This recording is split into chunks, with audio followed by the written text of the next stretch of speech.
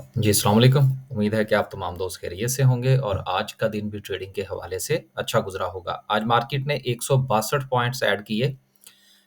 जो कल की सिचुएशन थी ख़ास तौर पर जंग के हवाले से जो इसराइल और ईरान का जो जंगी महाज़ इस वक़्त खुल चुका है, उसके हवाले से बहुत ज़्यादा पैनिक था कि शायद कुछ मामलात जो हैं वो बहुत ख़राब हो सकते हैं। उस पर इंशाल्लाह आगे चल के बात करते हैं। ओवरऑल सिचुएशन देखें तो आज मार्केट में एज़ यूजुअल थी। कुछ ज़्यादा जो है वो हमें कुछ एक्स्ट्रा ऑर्डिनरी कुछ चीज़ें देखने को नहीं मिली।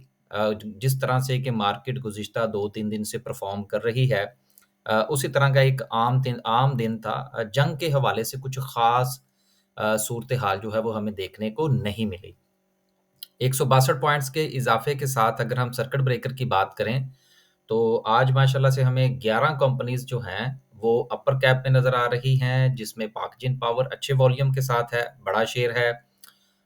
देन उसके अलावा दाऊद इक्विटीज़ में थोड़ा-सा हमें वॉल्यूम नज़र आ रहा है। अदरवाइज़ बहुत ज़्यादा जो गहमा-गहमी है, वो मार्केट में हमें देखने को नहीं मिली। लोअर कैप की बात करें तो लोअर कैप में कोई कंपनी नहीं है। ये भी एक अच्छा साइन है कि मार्केट में बाइंग और सेलिंग है। मार्केट में बायर मौजूद है। कुछ ज़्यादा पैनिक नहीं है। यकीनन जो इंटरेस्ट है इस वक़्त ख़ास तौर पर ट्रेडिंग पॉइंट ऑफ व्यू से अगर हम देखें तो वो तो जारी है। रोज़ाना की बुनियाद पर ट्रेड्स बन रही हैं। ट्रेड्स जो हैं वो उसमें से प्रॉफ़िट टेकिंग हो रही है। लेकिन जो इन्वेस्टमेंट पॉइंट ऑफ व्यू से है या जो हमारा ये ख़्याल है कि कहीं बाहर से कुछ बहुत बड़ी जो इनफ्लो है वो मार्केट में हो जाए, तो शायद अभी जो है वो होता हुआ नज़र नहीं आ रहा। बहुत सारी चीज़ें जो हैं वो वेट एंड वॉच पर हैं, जो इंटरनेशनल इन्वेस्टर होता है, वो तो वैसे ही बहुत छोटी-छोटी चीज़ें जो हैं उनसे घबरा जाता है। तो मेरा ख़्याल है कि अगले चंद दिनों तक जो सूरत-ए-हाल है ईरान और इसराइल के हवाले से, वो काफ़ी वाज़िया हो जाएगी। वैसे तो कल ही वाज़िया हो गई थी, लेकिन मज़ीद इसमें क्लैरिटी आ जाएगी और उसके बाद आहिस्ता-आहिस्ता चीज़ें जो है वो नॉर्मलाइज़ होना शुरू हो जाएँगी। इंडेक्स के हवाले से अगर हम देखें तो सबसे ज़्यादा जो सेक्टर वाइज़ परफ़ॉर्मेंस रही वो कमर्शियल बैंक्स की थी। कल कमर्शियल बैंक जो थे उसमें प्रॉफ़िट टेकिंग थी। आज उन्होंने दोबारा से बाउंस बैक किया। फर्टिलाइज़र ने 44 पॉइंट्स ऐड किए, टेक्सटाइल ने ऐड किए, ऑयल एंड गैस ने ऐड किए और फिर 2-2 4-4 पॉइंट्स जो हैं वो दीगर सेक्टर्स की तरफ से आते हुए नज़र आए। अगर हम बात करें कि जो सिचुएशन थी ख़ास तौर पर अगर हम बात करें जो तनाज़ा था इसराइल और ईरान के हवाले से, तो मुझे ख़ास तौर पर कल जो है वो ये मैसेजेस मौसूल हुए रात के वक़्त कि जी ईरान ने जो है वो इसराइल के ऊपर हमला कर दिया है, तो फिर वो मामलात बड़े ख़राब हो गए हैं, तो कल क्या बनेगा? तो मैंने बाकायदा तौर पर एक वॉइस नोट भेजा जिसमें मैंने गुज़ारिश की कि देखिए अगर आप व्हाइट हाउस का बयान सुनें तो उन्होंने अपने बयान में ही ये बता दिया था कि ईरान ने हमला करने की पेशगी इत्तला दे दी थी। तो वैसे भी 2-4 2 मेरा ख़्याल है 2 या 3 मैं व्लॉग्स इसके ऊपर कर चुका हूँ ईरान के हवाले से, तो ये बस जो होना था थोड़ा-सा वो हो चुका। अब ये बाकायदा तौर पर जंग की सूरत इख्तियार नहीं करेगा, ये मैं बात कर रहा हूँ ईरान के पॉइंट ऑफ व्यू से। तो वो एक रिएक्शन था जो वक़्ती तौर पर था और वो बाकायदा तौर पर इन्फॉर्म करके किया गया था। तो इसलिए उसका आगे से जवाब नहीं दिया गया इसराइल की तरफ से। इसराइल जो है वो उसका सारा का सारा जो इस वक़्त जो उसकी प्लानिंग है वो इसराइल को सॉरी जो फ़लस्तीन है उसको खाने की है। तो यकीनन एक दुःख की बात है और वो सिलसिला जो है वो आहिस्ता-आहिस्ता अब वो अपनी सरहदें जो हैं वो उनसे निकल कर जो है वो मुसलमानों के ऊपर हमले कर रहा है। तो ये सिलसिला बहरहाल एक अफ़सोसनाक ज़रूर है। लेकिन हमारी मार्केट के साथ इसका कोई इतना ज़्यादा ताल्लुक नहीं है, जब तक कि कोई बराह रास्त जंग जो है वो ईरान के साथ ना हो, जो कि फ़िलहाल मुझे होती हुई नज़र नहीं आ रही। वापस चलते हैं। वापस चलते हैं और कुछ जो है वो आज अनाउंसमेंट्स भी हैं, रिज़ल्ट्स के हवाले से उनको शामिल कर लेते हैं। सिर्फ़ इसका एक एक एक पॉइंट रह गया था, उसको मैं ज़रा दोबारा से ऐड कर दूँ। ईरान के मसले से जो ऑयल की कीमतें हैं, उनमें यकीनन फ़र्क पड़ेगा। आने वाले दिनों में मज़ीद सूरत-ए-हाल जो है वो थोड़ी-सी ऊपर जा सकती है, जिससे हमारा जो बैलेंस ऑफ पेमेंट है वो थोड़ा-सा मुतासिर हो सकता है। उससे यकीनन हमें फ़र्क पड़ेगा ऑयल प्राइसेज़ से। अदरवाइज़ जंग का बराह रास्त फ़िलहाल कुछ असर पड़ता हुआ मुझे नज़र नहीं आ रहा। आगे चलते हैं जी और जो अनाउंसमेंट्स हैं जिसमें जीवीजीएल का है ₹6 की अर्निंग है, ₹1 का डिविडेंड है। जीएचजीएल का है ₹6.75 की अर्निंग है और इसका भी डिविडेंड ₹1 का है। इत्तेहाद केमिकल है ₹13 और 86 पैसे की अर्निंग, ₹1.5 का डिविडेंड। अब देखें मैं यहाँ पर सिर्फ एक छोटी-सी जो है वो बात आपसे ऐड करता चलूँ, फिर आगे चलते हैं, कि जिस वक़्त हमने इन्वेस्टमेंट पॉइंट ऑफ व्यू से चीज़ों को देखना होता है या फंडामेंटली चीज़ों को देखना होता है, तो उसमें सबसे अहम चीज़ ये होती है कि किसी भी शेयर की जो ईपीएस है, क्या वो इम्प्रूव कर रही है? तो हमने ईयर ऑन ईयर की बुनियाद पर उसको देखना होता है। क्या उसमें इम्प्रूवमेंट आ रही है? या क्वार्टर ऑन क्वार्टर की बेस पर अगर हमने कुछ जो है वो कुछ ज़्यादा लंबे अरसे के लिए अगर हमने ट्रेड नहीं लेनी, तो फिर हमें क्वार्टर टू क्वार्टर जो है वो थोड़ा-सा ज़्यादा ध्यान करना पड़ता है। लेकिन अगर आप लॉन्ग टर्म के लिए हों और किसी क्वार्टर में जो है वो ईपीएस थोड़ा-सा ऊपर-नीचे भी हो जाए, लेकिन उसकी जो एनुअल ईपीएस है, अगर वो उसी ग्रोथ के साथ चल रही है, तो यकीनन वो कंपनी अच्छी कंपनी कंसीडर होती है। अगला जो है वो फर्स्ट इमरोज़ मुदारबा है, ₹24.11 की अर्निंग, ₹15 का डिविडेंड। उसके बाद सिटी फार्मा ₹3.65 की अर्निंग, ₹3.25 यानी कि पे आउट रेशियो बहुत अच्छी है। एक एक चीज़ होती है जिसको हम लोग कहते हैं डिविडेंड यील्ड और एक चीज़ होती है पे आउट रेशियो। तो पे आउट रेशियो की बुनियाद पर सीपीएच आप देखें सिटी फार्मा जो है, उसने ₹3.65 कमाए और ₹3.25 का डिविडेंड दे दिया, तो पे आउट रेशियो तो आउटस्टैंडिंग निकलती है फिर इसकी। आगे चलते हैं, आगे किसी ने कुछ नहीं दिया लिहाज़ा उनको करते हैं इग्नोर। अगली खबर जो है वो स्टेट बैंक ऑफ पाकिस्तान के हवाले से है कि जिसमें इस बात की तरफ इशारा किया गया है क्योंकि इन्फ्लेशन जो है वो सिंगल डिजिट में आ चुकी है लिहाजा नेक्स्ट मॉनेटरी पॉलिसी जो होगी उसमें इंटरेस्ट रेट मजीद नीचे आएगा। अब जिस वक्त इंटरेस्ट रेट मजीद नीचे आएगा तो जिस तरह से कि अभी हम अनाउंसमेंट्स में देख रहे थे जिसमें हैस्कॉल का भी शायद आज रिजल्ट था। हाँ, ये हैस्कॉल का रिजल्ट है जिसमें ₹3 और 5 पैसे का इनका लॉस है। अब देखिए बात ये है कि इस जैसी जो कंपनीज़ हैं जिनका जो कर्ज़ाजात भी हैं या अगर ये मज़ीद फ़र्ज़ करें कि लेने के लिए जाते हैं अपने मामलात को बेहतर करने के लिए तो इनको सस्ता कर्ज़ दस्तयाब होगा। जो कि इस जैसे बहुत सारे जो हमारी कंपनीज़ हैं उनके रिवाइवल का बायस बन सकता है।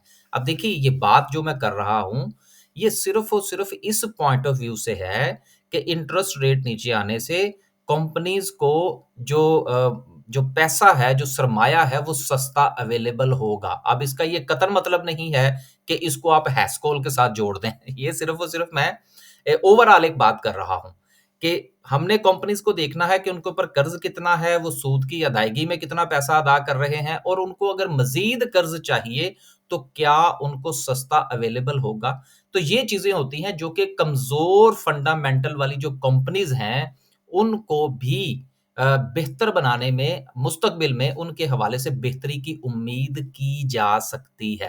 तो आपने अगर किसी कंपनी को एनालाइज़ करना है और अगर वो कंपनी आपको लगता है कि उसके ऊपर डेट ज़्यादा है या वो मुस्तकबिल में मज़ीद कर्ज़ा लेने जा रही है और अगर उसको कर्ज़ा मिलता है, उसकी फंक्शनैलिटीज़ बेहतर होती हैं, उसकी सेल्स बढ़ सकती हैं, तो यकीनन उसमें इंटरेस्ट रेट के कम होने का बहुत अहम किरदार होता है।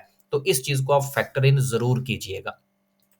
तो कल जो था वो इसराइल के हवाले से जो था वो हमने दोस्तों के साथ शेयर किया कि इसमें कोई इतनी बड़ी घबराने वाली बात नहीं है, हमारा मसला इतना ज़्यादा नहीं है। इसके अलावा जो हमारा अपडेट्स का ग्रुप है, उसमें हम मुख्तलिफ़ किस्म की अपडेट्स देते रहते हैं। कुछ हमारी एयरलिंक की कॉल थी, उसमें से कोई ₹3-4 बन गए, कुछ जो था वो इमेज की कॉल थी, उसमें से कोई रफ़ली ₹1 बन गया। उसके साथ कुछ जो था वो पीएसएक्स की कॉल थी, उसमें से कुछ 60-70 पैसे बन गए। इसके अलावा पीटीसी की कॉल थी, उसमें से कुछ पैसे बन गए। तो देखिए ट्रेडिंग पॉइंट ऑफ व्यू से मार्केट में सूरत-ए-हाल चलती रहती है। अगर आप ट्रेडर हैं, तो स्टॉप लॉस के साथ ट्रेड लीजिए।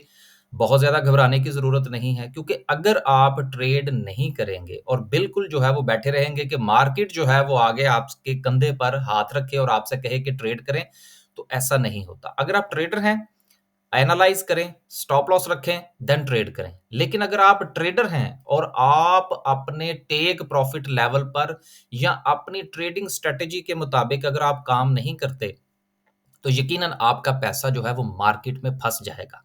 अपनी ट्रेडिंग स्ट्रेटजी बनाइए, हमने भी बना रखी है, हम दोस्तों के साथ शेयर करते हैं।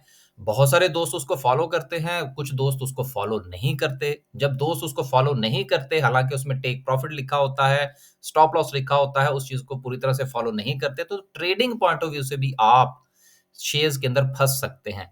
उसकी वजह ट्रेडिंग स्ट्रैटेजी को फॉलो ना करना है। तो अपने-अपने टाइम के मुताबिक अपनी-अपनी जो आपकी स्ट्रैटेजी है, वो उसको आप ज़रूर फॉलो कीजिए। अगर आप फॉलो नहीं करेंगे तो मार्केट में आपका पैसा फँस जाएगा और एक ट्रेड में अगर आपका पैसा फँस गया, तो यकीनन आप दूसरी ट्रेड नहीं ले पाएँगे। अगर आप हमारा व्हाट्सएप ग्रुप जॉइन करना चाहते हैं, तो हमारे जो नंबर्स हैं, उनके ऊपर आप राब्ता फ़रमाइए। एक नंबर जो है ये आपके सामने यहाँ पर ये नज़र आ रहा है, आप इस नंबर को नोट कर सकते हैं। अगर आपने स्टॉक मार्केट में अकाउंट ओपन करवाना है, हमारी बाय सेल की सर्विसेज़ लेना चाहते हैं या अपना पोर्टफोलियो डिस्कस करना चाहते हैं, तो इस नंबर पर राब्ता फ़रमाइए। आखिर में डिस्कस करते हैं जी आज की कैंडल को। देखिए, कल भी मैंने इस चीज़ के ऊपर ज़ोर दिया था कि आप बहुत ज़्यादा जो डे की कैंडल ख़ास तौर पर मार्केट की है, उसके ऊपर इतना ज़्यादा ध्यान ना दें और अपने इंडिविजुअल शेयर्स की तरफ आप जाइए। क्योंकि इंडिविजुअली इस वक़्त अगर आप मार्केट को देखें, यहाँ पर अगर हम थोड़ा-सा देख लें, तो शायद हम अच्छा फ़ैसला कर सकें कि यहाँ पर आप देखिए कि ओवरऑल मार्केट की जो सिचुएशन है, कल जो था वो आपके कमर्शियल बैंक्स जो थे, वो प्रॉफ़िट टेकिंग का शिकार थे। आज जो है, वो आपको ऑयल एंड गैस और सीमेंट सेक्टर में प्रॉफ़िट टेकिंग जो है वो देखने में नज़र आ रही है, जबकि कल जो था वो ऑयल एंड गैस और सीमेंट में हमें सिचुएशन बेहतर नज़र आ रही थी। तो डेली की बुनियाद पर चूँकि चीज़ें जो हैं वो अप और डाउन हो रही हैं, इसलिए इंडिविजुअल शेयर्स के ऊपर ध्यान रखना बहुत ज़रूरी है। अब फ़र्ज़ कीजिए कि कल को अगर हबको जो है वो दोबारा से फिर रिवाइव कर जाता है या मारी पेट्रोलियम थोड़ा-सा ऊपर चला जाता है या पीपीएल और ओजीडीसी जो है वो थोड़ा-सा बेहतर परफ़ॉर्म कर जाते हैं, तो आपको दोबारा से मार्केट जो है वो 100-200 पॉइंट्स जो है वो पॉज़िटिव नज़र आएगी। लेकिन उसके साथ ही जो दीगर सेक्टर्स हैं या दीगर शेयर्स हैं, ये यकीनन आपको इसी तरह से नज़र आएँगे। लिहाज़ा जो ओवरऑल आपका जो डे की जो कैंडलस्टिक है मार्केट की, उसके ऊपर इतना ध्यान ना करें। अपने इंडिविजुअल शेयर्स के ऊपर ध्यान करें, उसका टेक प्रॉफिट का लेवल बनाएँ, उसका स्टॉप लॉस बनाएँ, देन आप उसमें ट्रेड करें। चलते हैं वापस।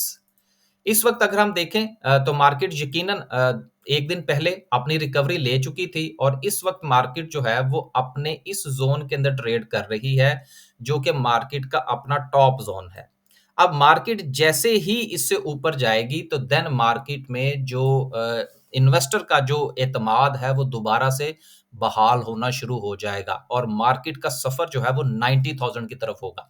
अब यहाँ पर एक सवाल ये पैदा होता है कि अगर मार्केट अपना ये डबल टॉप जो बनाया था मार्केट का, इसके ऊपर अगर क्लोजिंग देती है और मार्केट अगर 90,000 की तरफ सफ़र करती है, तो क्या तमाम के तमाम सेक्टर्स और उसके तमाम शेयर्स जो हैं वो उसी तरह से परफ़ॉर्म करेंगे जिस तरह से मार्केट परफ़ॉर्म कर रही है?